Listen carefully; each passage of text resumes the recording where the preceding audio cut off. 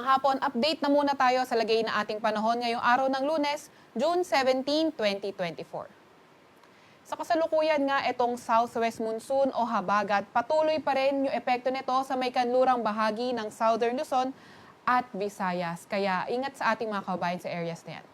So para naman sa maulap na papawirin at mga kalat-kalat na pag-ulan, pagkidlat, pagkulog, inaasahan natin to sa may Palawan area, sa may Western Visayas, sa may Negros Oriental at Zamboanga Peninsula. Kaya yung ating mga kababayan na nakatira sa areas na yan, lalo na yung mga inuulan ng mga nakaraang araw pa, ay pinag-iingat nga natin sa mga banta ng pagbaha o hindi kaya pagguho ng lupa. Para naman sa lagay ng panahon ng Metro Manila at sa nalalabing bahagi ng ating bansa, asahan naman natin partly cloudy to cloudy skies condition pa rin, pero may mga tsansa ng mga localized thunderstorms, lalo na sa mga nasa may kanlurang bahagi ng ating bansa. Sa kasalukuyan din naman ay wala tayong namomonitor na low pressure area or bagyo sa loob or malapit sa ating Philippine Area of Responsibility. Para naman sa lagay ng panahon sa may Luzon area, inasahan nga natin yung maulap na papawirin at may mga kalat-kalat na pag-ulan, pagkidlat, pagkulog sa may Calayan Islands lang. At para naman sa Metro Manila and the rest of Luzon, yung mga pag-iingatan nga lang natin ay mga tsansa ng mga localized thunderstorms dahil partly cloudy to cloudy skies condition pa rin tayo.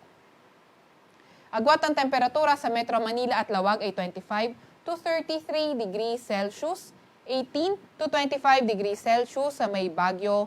Sa may Legazpi naman ay 26 to 33 degrees Celsius at sa may Tagaytay ay 22 to 32 degrees Celsius.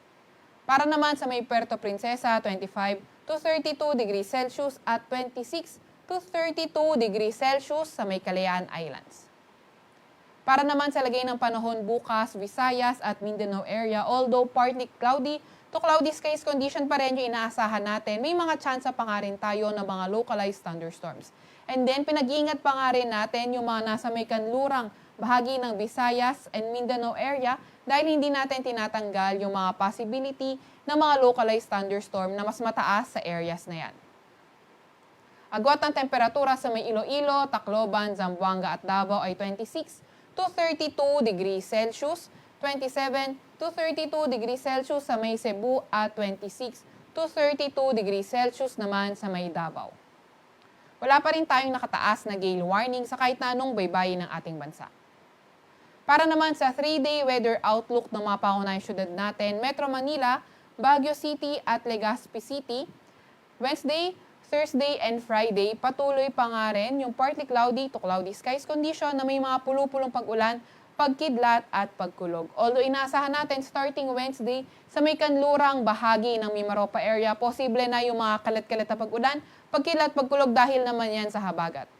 Sa Metro Manila, agwat ang temperatura maglalaro mula 25 to 33 degrees Celsius, 17 to 25 degrees Celsius naman sa may Baguio at sa may Legazpi, 25 to 33 degrees Celsius.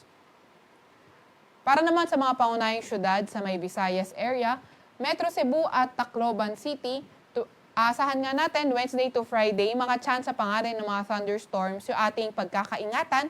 At dito naman sa may Iloilo City, asahan natin Wednesday, Thursday, Friday, pati na rin sa mga nasa may kanlurang bahagi ng Visayas area, posible na nga din yung mga kalat-kalat na pag-ulan, pagkidlat at pagkulog, dulot pa nga rin ng habagat. Metro Cebu, agwat ang temperatura 26 to 33 degrees Celsius, 26 to 32 degrees Celsius sa may Iloilo City at 26 to 33 degrees Celsius naman sa may Tacloban. Para naman sa mga pangunahing syudad sa Mindanao area, Metro Davao, Cagayan de Oro City at sa may Zamboanga City, asahan nga natin Metro Davao, Cagayan de Oro, Wednesday, Thursday, Friday, mga tsansa ng mga localized thunderstorms posible.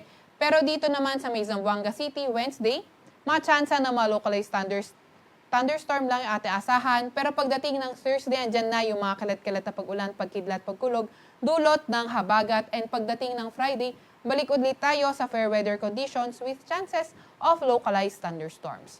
Sa Metro Davao, agwat ang temperatura ay 25 to 33 degrees Celsius, 25 to 33 degrees Celsius din naman sa may Cagayan de Oro City at sa may Zamboanga City ay 25 to 33 degrees Celsius.